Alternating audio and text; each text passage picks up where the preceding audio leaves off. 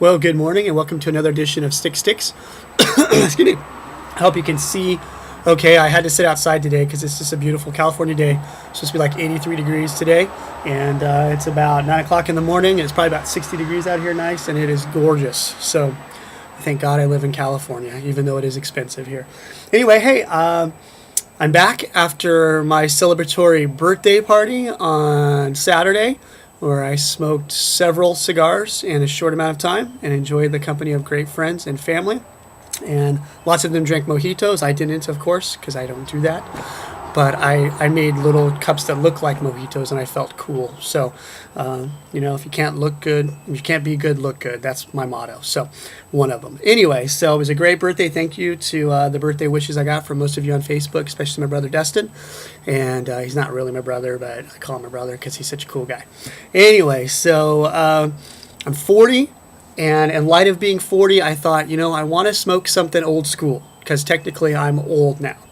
And in that kind of vein, I was reading an article last night about AJ Fernandez. And I thought, even though he's not old, he's only 30, he's old school, the way he does things. So I dug through my box and I picked La Herencia Cubana Lonsdale, 6.5 by 44, made mostly in Nicaragua. Actually from 3 different regions in Nicaragua, which is kind of cool. AJ Fernandez himself stationed in Esteli, Nicaragua. Ecuadorian Sumatra wrapper. I'm not sure if it actually comes from Ecuador, as you know. Like a Connecticut shade-grown wrapper doesn't necessarily have to come from Connecticut. So I'm not so sure on the wrapper on this, but nevertheless a Sumatra seed wrapper with full Nicaraguan binder and filler. I'll talk a little bit more about AJ as we get more into the cigar, but you guys have heard me talk about this cigar in the past. I love the La Herencia. I got this from Cigars International probably back in December or November, and the first one I had I fell in love with. This is a toasty, leathery tobacco cigar. It tastes like tobacco, and I know you've probably heard me say that before when I've talked about it. This is a benchmark cigar for me. When I do a lot of my ratings on my own, this is the one I kind of go up against. It's not a Corojo wrapper, it's not a Maduro wrapper, which are typically my favorite, but this is just such a sweet tasting cigar. You can see already the burn is very even. Let me move that over there. They're very even. The draw is amazing. Look at this smoke. Watch this, you guys. Look at all that smoke. Oh, I love it. I'm getting to like the smaller gauge cigars lately. I think I've talked about that before, but the smaller the gauge cigar, the more of the wrapper and the binder you can taste and less of the filler, which can be good or bad. But as most cigars are blended, as most of you guys know, they're blended with the Corona size. So 5.5 by 43 or something like that. So when you get to the bigger rings, a lot of times the blend isn't going to be exactly what they wanted. It's not going to be the same. And so the smaller rings are fun. Also, the smaller rings are very elegant. It's a very elegant cigar. The kind of cigar you'd smoke in a suit or a tuxedo. This or a Lonsdale or a Lancero or even a Churchill, for that matter. A very elegant looking cigar. So anyway, just got into this, been smoking it, half an inch to an inch here. So I'm going to smoke some more. I'll get back and talk to you, and I'll tell you a little bit about AJ Fernandez, and he's got a really interesting story. Okay, I'm about probably not halfway, close to halfway through, you can see. And it is going awesome. This is a great cigar. As you can see, the burn is still even. I have not touched it up one time. And as most of you know, look at that's better. It's in front of my face. You see the cigar, not me. That's much better. Anyway, I've not touched it up one time, and most of you know that is one of my pet peeves. I hate touching it up. So it's great. The cigar's drawing great. It's really good. Leather, a little bit of pepper, and tobacco. That's it. That's what it tastes like, and it's a good, solid cigar. Draw's still good. I'm calling it medium to full. It is early, so could be more medium and not as much full because it is like my first cigar and it is pretty early. But anyway, it's a great cigar.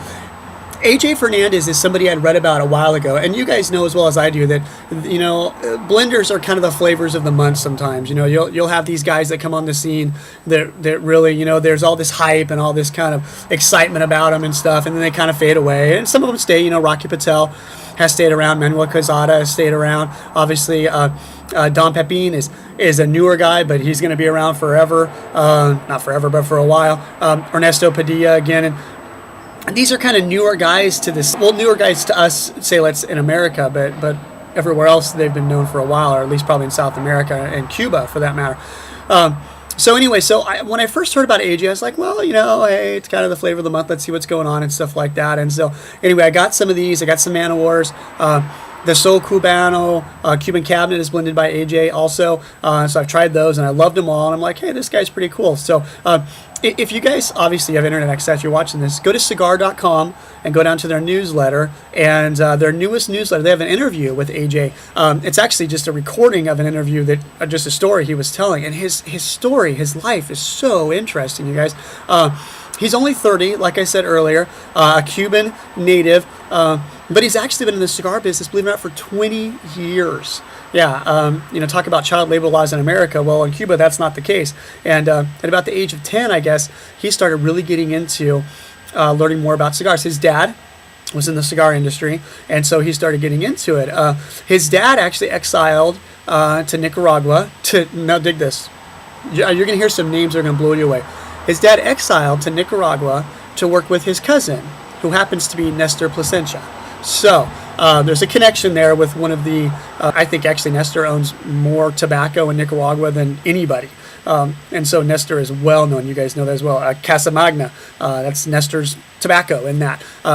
So anyway, so you guys all know who Nestor is. So anyway, AJ's dad goes to Nicaragua, leaves the family behind. Obviously, he goes there to work, going to bring them over eventually. We don't probably understand that in America and Canada, but when you're going for a better life, sometimes you got to go and get things started. And this is modern times, you guys. This is 20 years ago. This is in the 80s.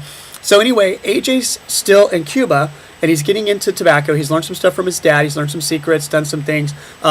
He decides he wants to learn more. So he finds a mentor. His mentor happens to be Alejandro Lobeana. All of you guys know, the patron saint of Cuban tobacco, the grandfather of the modern day cigar, as most of us know. That's his mentor. So he spends a lot of time with Alejandro learning about tobacco, how to grow it, how to blend it, more importantly, how to ferment it. And that's where a lot of his skills come from, is the fermentation process that he learned from his dad, he learned from Alejandro.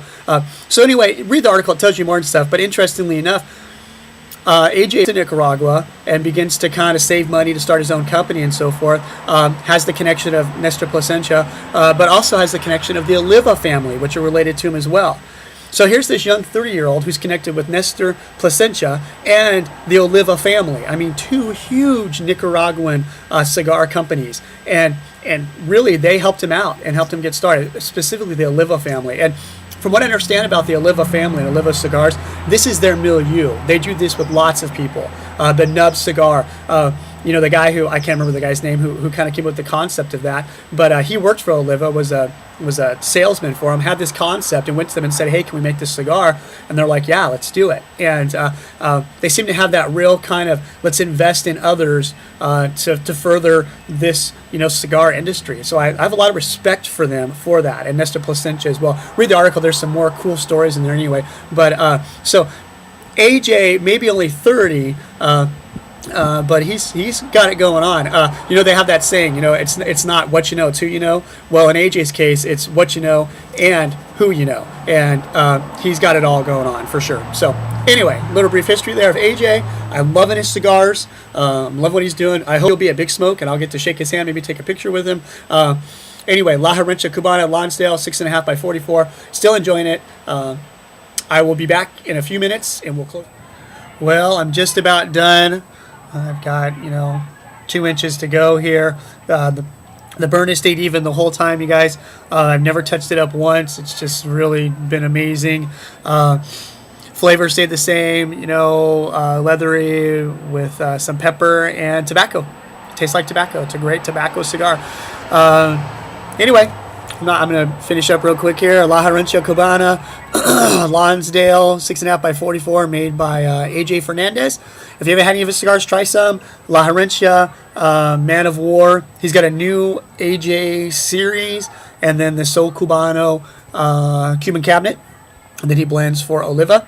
And anyway, try cigars. I think you'll like them. And that's it. Happy smoking.